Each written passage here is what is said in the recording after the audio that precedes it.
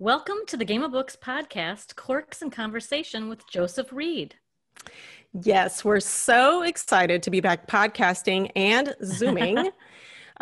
We love to be able to chat with award-winning and best-selling authors, and now we'll get to see them as well. Yeah, that is putting a very positive spin on social distancing. Yep. We've always had a podcast from a distance, but I really do enjoy getting to see everybody, so that's great. Yeah. It does mean we have to do a little more prep. I mean, I had to wash my hair, even though I haven't been to the salon in 6 months, so whatever. I think we're all in the same boat, especially Joe, too. I mean, obviously we know that. All right. Some of us have less work at the salon than others. So. All right. So speaking of that, Christy, please introduce our guest for today. Sure. Okay. We are here with Joseph Reid, the author of the high-octane, action-packed Seth Walker series. His thrillers, Takeoff, False Horizon, and the latest book, Departure, feature Federal Air Marshal Seth Walker, a former electrical engineer whose investigative cases force him to confront the dark past he left behind.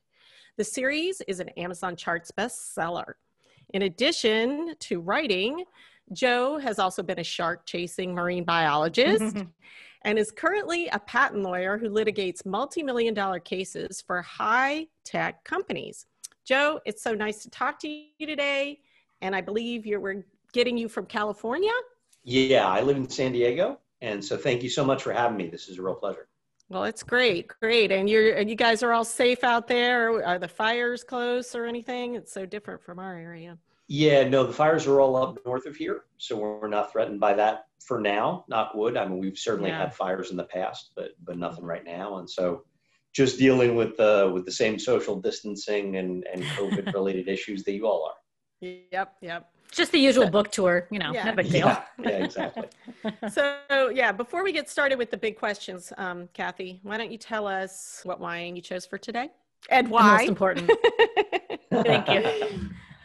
All right. So listen, I chose today, this is the Starborough Sauvignon Blanc, and it is a crisp white, lovely white from the Marlborough region of New Zealand. It's one of my favorites, but I did choose it specially based upon the very first scene, first page in Joseph's book. So keep that in mind. There's a particular type of traveler that he mentions, and I thought of that for this. Yeah. Well, Joe, I think you might be a little earlier than us in the day, so I'm not sure if you're going to have a glass of wine, but... Yeah, I apologize. I do have to go back to my law job afterwards, so I'm on California's finest. But whatever you're drinking, I think we should give a toast for making it to September 2020. Amen. Yeah, right. Amen is right. Okay, so... and that also gives me a good segue into my first question about your main character, Seth Walker. The story is, really fast-paced, high stakes. He's not stopping to drink wine or anything. And he kind of reminds me of like a nerdy Bruce Willis in Die Hard. I mean, that's fair. Yeah. I like that. And so even if he, the character, even if he wanted to, he has a brain condition that doesn't allow him to drink. And so I thought maybe, could you tell us a little bit about that condition? Sure. It's, it's a fictional condition. It's purely. Okay. That's what I was wondering. I was like trying to figure it out, and I'm like, Yeah, no, I've talked to some neuroscientists, and it's not outside the realm of possibility, but basically the idea is if you've ever listened to music or watch TV sort of in the background, and you can sort of feel your brain relax and let yourself focus on what you're doing. And I know a lot of people who write, for example, with music in the background and things like that. That was my next question. Do you write with music? Or? No, I'm dead silent. I've got noise reducing headphones that I put on. Okay. But no, the whole idea is that Walker's brain works so fast and spins so quickly that he needs a constant sort of flow of stimuli into his brain. Otherwise, it sort of dashes off in a million directions and puts him, really in both mental and sort of physical jeopardy. Mm-hmm. And so, it serves a bunch of different functions. It is very much a strength for him. He's able to absorb a bunch of information, and my books always have a sort of technological bent to them. And he's got to absorb some things and do some research while he's running around. And so it's a very convenient way of him sort of grabbing things on the fly. But at the same time, it's also a weakness. I mean, it pops up at the least convenient times, and gets him in trouble and exposes him in ways that, otherwise he might not be. So that was the idea behind it. Yeah, well, it's great. It's a great technique too for as writers, Yeah. Yeah, it's like, I think of it like the pensieve in Harry Potter, right? It's there's times where I have information I need to get to him, and it's a cheat to do that. Okay. It's a creative one, though. I like that. Yes. I know, right? Okay, so you mentioned the noise canceling headphones, and Sure. you mentioned that you're a lawyer by day. So how do you fit this writing world life in? I'm curious. I get up at 4, and I write from about 4 to 7 or 8 every day. At that point, I used to write at my office. I used to drive over there, and that was sort of my wake up, was getting over there. And it would, nobody be there, be nice and quiet. Now I'm stuck at home, and so that's changed some things. But the idea is I write as long as I can in the morning, doing fresh stuff. And then, I turn into a lawyer, and I'm a lawyer all day. And then at a certain point, I can kind of edit all day. I mean, I do that in my day job. And so during the day and at night and things like that, I can do editing and social media and all the other things. Yeah. When do you sleep? For a little bit at night, I go to bed. I get asked this question a lot. I aim for 10, and most nights it's 11. Wow. So I get about 5 or 6 hours sleep. Wow. But you're excited to get up in the morning, I can tell, to work on your books. Yeah, no, it is. Yeah. A lot of people get up early, to exercise or meditate or something. It is very much my therapy. It's how I relax and what I do for fun and what I do for myself. So yeah, I love it. I'm eager to get out of bed in the morning. So I have been following your social media, and I love the artwork that you're posting from all the airports. I absolutely enjoy that. That's one of my favorite things about going to airports, is to see what artwork they have on display. Sure. And I know you mentioned that you used to travel a lot. I'm assuming you're not traveling much now. Yeah, no, this is my longest drought, I think, as long as I've been a lawyer, and I've been doing this 20 years. I'm usually on the road 2 to 3 weeks a month. Oh, wow. When you add it all up. But now I haven't flown since March. So I did the math, and I think it's 24 weeks I've been at home, which is a very rare kind of thing for me. But yeah, thankfully I've got a bunch of those photos stocked up, so I can still do one every day. So are you finding this period of time that you've been home more productive or less? Like, as far as your writing, less? Oh, much less, much less. Like I said, I used to go to the office, and that was a distance, and so I didn't have to worry about my kids waking up or waking them up. Work now has kind of intruded into the earlier morning and the later night. I think everyone I talk to has that sort of phenomenon going on, where their jobs know where they are, right, at all times. Yeah, and so it's easier to find you. And so, everything else has kind of encroached on writing time. But that's So are you working on the next, on number 4? I am working on another book. We'll see where it goes. And Departure just came out, a couple weeks ago, and so still really excited about that, and trying to deal with the launch. Thank you. I have my copy too. I love the covers, the 3 covers of your 3 books. You. Yeah. And actually, was it today's post? Oh, and this is on sale. The first 2 are on sale on Amazon right now, I saw. Yes. All month. The first 2 are on sale, and awesome. And the third one's discounted. I've been so lucky with the covers. I actually happen to have them. So Takeoff, right, was the first one. Very dramatic, airplane at night. False Horizon was the second one. Drones over West Virginia. And then you saw Departure. So I've been incredibly lucky with the covers. They're magical. They're so cool. And I don't claim any credit for that. That's all. You didn't get up at 3:30 in the morning to design them? I wish. Okay. All right. So let's segue. This is kind of our point where we usually ask our authors what we call the question in the bottle. Yes. And these are the sorts of questions that might come up when you get towards the bottom of a bottle. we're not obviously there at this point today, but we'll pick a random question, or Christie will. She has them in Florida. And if you don't like it, you can pass. It's just okay. But then I'll pick another one. Right. We're eventually going to get you to answer something. No pressure, but no author has passed yet. I'm just saying. Okay. Do I get to phone a friend if it's really hard? Yeah, right. Oh my gosh, this is funny. Okay.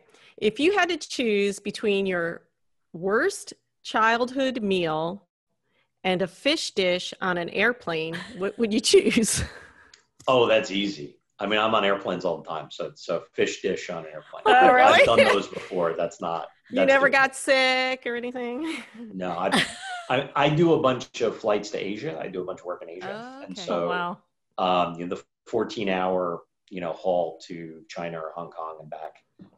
It's multiple meals. Sometimes you're on foreign carriers. So no, that doesn't scare me nearly as much as childhood. I haven't flown. Well, I mean, I actually was a flight attendant a long, long time ago for about a year. Oh, okay. And it was Pan Am. So I flew international and got to do the 5-course meals, but I haven't flown in the level that you get meals practically in a long time. So I'm not sure. Oh, that's funny. That's awesome. Yeah. That was good. You certainly knew how to answer that. Yeah, no, I was really worried. I know. I was like, what are the odds? We were just talking about airports and that's the one we drew. It's like, okay. My answer would have been childhood meal, definitely not happening ever again. Okay. So, just so you know. Yeah. Okay. So I am supposed to ask you about marketing now. That's kind of my question slot. But I have to tell you, I was on your website many times getting ready for this. Okay. And seeing the late night at Seth Meyers skit. Yeah. How do you design marketing that good? I mean, how did that come about? And if people don't know, go to his website, josephreidbooks.com, right? Yep. And there is a skit on Late Night with Seth Meyers, and who was the guest? Fred Armisen. Fred Armisen was sitting in with the band. And they hold up your first book for like 10 minutes and talk about it. And I'm sure I saw that before I knew you, because I tape that show and watch it all the time. So I remember those skits and stuff. Okay, so tell us about it. If you look over my shoulder, you can see I've got photos of Seth Meyers holding my book. That's one of the that's one of the advantages of that. Honestly, it was just complete sheer blind luck. I had absolutely no idea about it. I was in doing my normal morning writing, and I obviously don't stay up and see the late night shows. And I got in and I had an email from one of my East Coast friends that said, "Oh, you must be so thrilled about last night." I was like, "Oh, what does that mean?" So eventually I followed up with them, and eventually they were like, "Well, you got to go to YouTube and find this thing."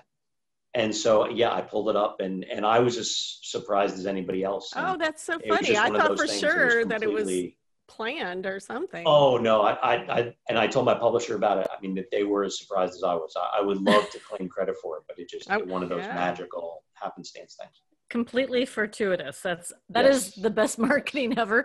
Here, we'll do this. That I can't do any better than that. No, that's great. That is so great. Okay, Christie. Okay, yeah. So I want to say that your personal history also intrigued us, because I feel like we could make a Venn diagram with your career path and mine and Cathy's, because Cathi was a lawyer. Okay. I was a marine biologist. Okay. And now we're all writers. And you're a flight attendant, and I fly on planes. So yeah, know it all. And you and I went to undergrad down the street from each other, because I went to UNC. Okay. And you went to Duke. I won't hold it against you or anything, but I won't either. Podcast privilege. Yeah, right. But I am curious about your transition to novel writing. I mean, was it something you always wanted to do, and how did you make that leap? And did it meet your expectations? It has been beyond my wildest expectations. I mean, it's been fantastic. So I never intended to be a writer. I grew up really wanting to be a research scientist. I moved around. I was a Navy brat as a kid. And when I was moving away from kindergarten, my class gave me a little book on sharks. And I fell in love with sharks, and I decided I was going to be a shark scientist. And so I watched Shark Week all the time, and read every book. This is like your month. Yeah, exactly. And like my newsletter still to this day has a section at the back that's Shark of the Month. Cool. I do a weird shark. That's cool. So that's what I study. I was a biology major in college, and then I started my PhD in physiology. I ended up getting out with a master's because there weren't, at that time, there weren't jobs in science doing the kinds of things that I really wanted to do. Yeah. And so I went to law school because it was something you could do with a science degree.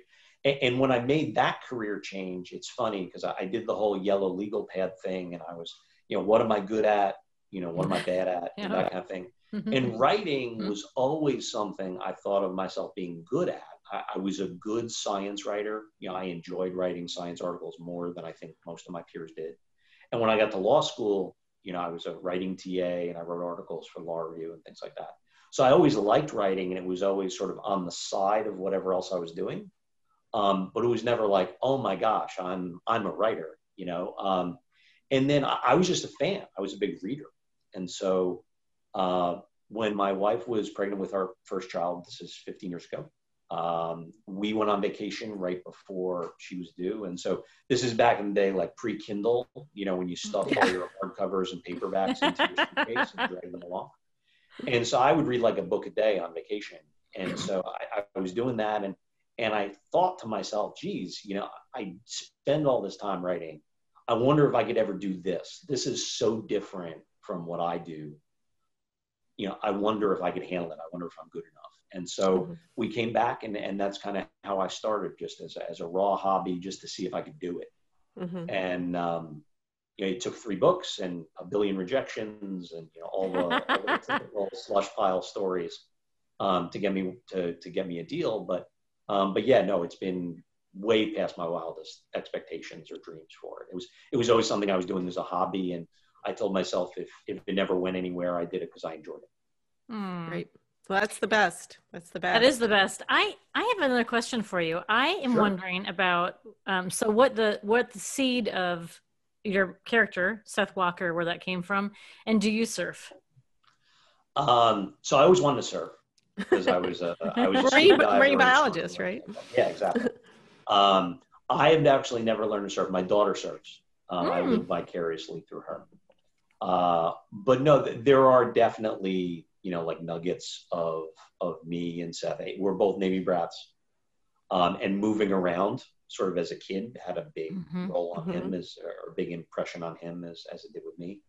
A lot of it is, frankly, I work with a lot of engineers in my day job. I have expert witnesses and other lawyers that I work with who are electrical engineers.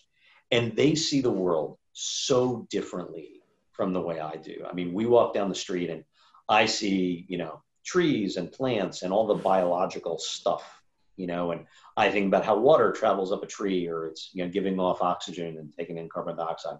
They see electricity. I mean, they see electrons and wires and all these things that I just are not the way I see the world. And so when I came up with Seth, part of the attraction to that was giving him this worldview that I kind of get to see sometimes, but never really get to experience. And so letting him do that and living that through his eyes was kind of the idea. Very cool. Very cool.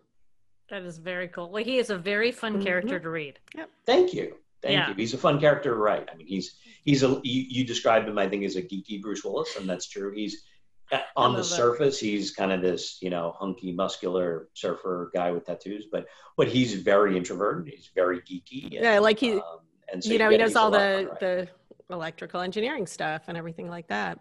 Yeah. So, yeah. I love it. Well, Joe, it's been a real privilege and a joy to talk to you today.